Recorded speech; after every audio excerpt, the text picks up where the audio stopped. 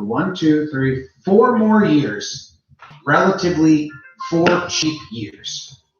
And he's been a stud when healthy. And starts getting into some dangerous age territory for baseball, which kind of sucks. 30. That last season, he's 34 years old. Was he 29 right now? 30, 31, 32, 33 last season. 33, 34. It'll be 30 for next season. Okay, so 34. So don't trade me your Luke Voigt trades because I don't think I'm gonna like any of them. Here's when you think of any of these questions, it's value and does it make the Yankees better as a team?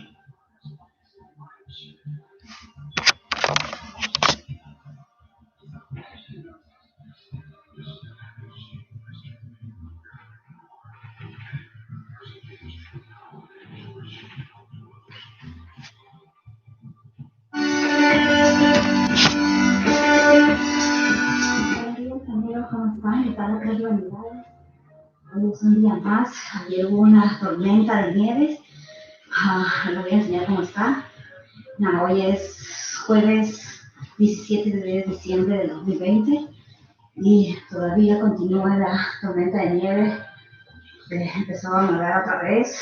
La mañana estaba casi nada, pero bastante empezó.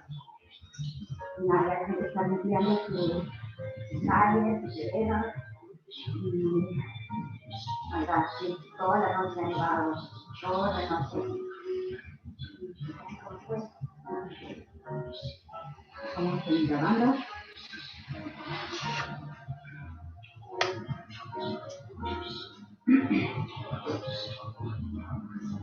Así como se ve esta mañana, después de toda la noche nevando, y aún continúa con la nieve.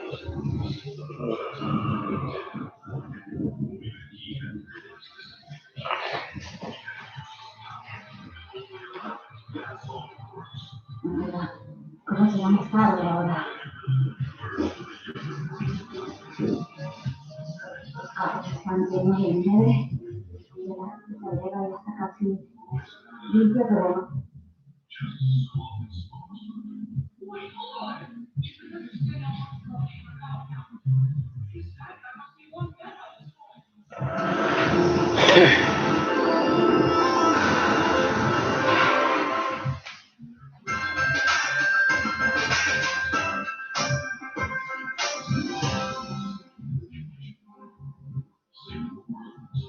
Emilio Nevada was born on August 23, 1962 in San Antonio, Texas.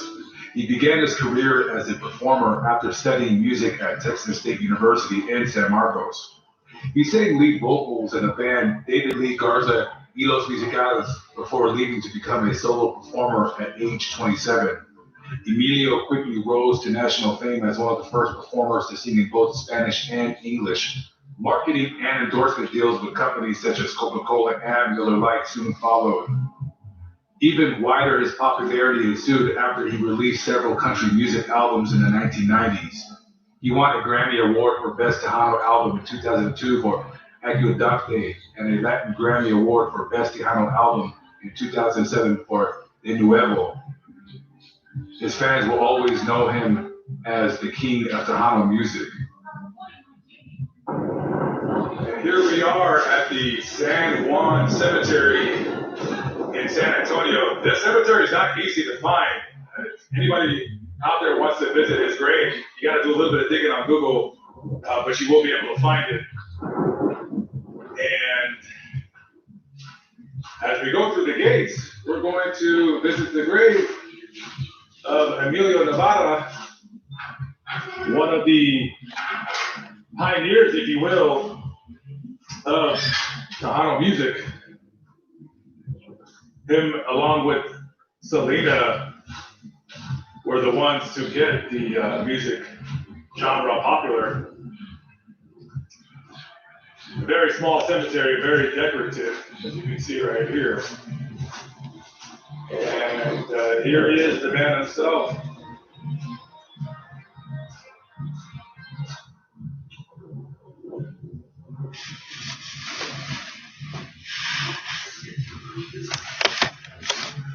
Emilio Nevada III, August 23rd, 1962 to May 16th, 2016. On May 16th of 2016, Emilio went out for a jog and he came back, and afterwards he collapsed. And unfortunately he died. They did an autopsy, and basically he had a artery that supplies blood to the heart, had a 90% blockage in there, and that is how he died. Very, very sad. He was a pretty young guy. He was only 53 years old. You know, as we get older, it's always important for us to go to the doctor, and you know, we got to start checking things that we didn't even know we needed to check when we were in our 20s and 30s. It's all about the progression of life, if you will. But anyways, rest in peace to this man. And let me say this really quickly. If you're a fan of country music, you don't have to be a fan of Tejano music, because he did sing in English. And if you like country music, give this man a try. He sounds just a little bit like George Strait. And if you like George Strait, I think you'll like some of Emilio's music right here. All right, guys, I'm out of here. I'll see you on the next vlog.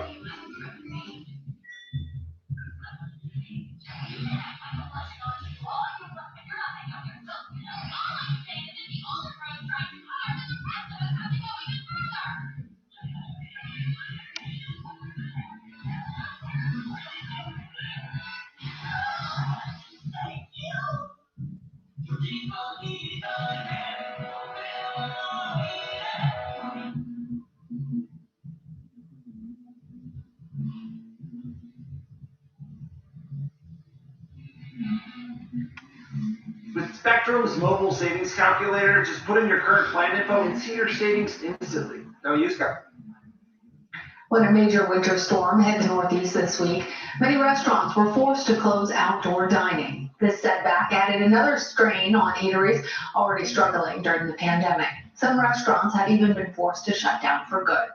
Jeff Counts is a partner at the Crown Shy restaurant in New York, and he joins us now to discuss the restaurant industry and all you're facing. Jeff, New York City shut down indoor dining this week, and the winter storm also forced outdoor dining to close. It's been a 1-2 punch for New York restaurants. How are places like yours holding up? I think it's important to remember that the reality is that there's not that many places holding up anymore. You see sort of stats coming from things like Open Table, who tell you 90% of the volume for reservations has been lost from year to year.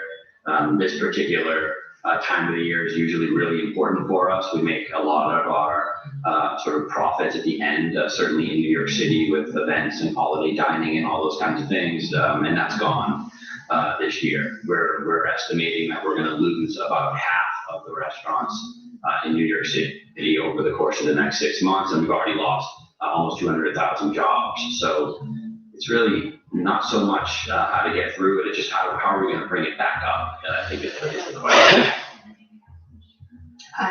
And my sympathies to you and to everybody in the industry who is struggling so much. Coronavirus relief has been something that Congress has been negotiating for a very long time at this point. Given your position as a restaurant manager and partner, what would you like to see Congress include in this bill, and what type of aid do you need from the government? At the end of the day, we need a lot.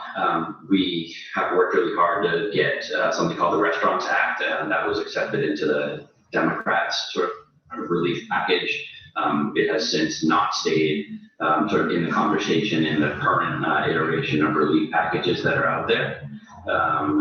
We hope that there's something that comes out that specifically targets restaurants for relief. The problem is that we have a specific set of needs and criteria to be able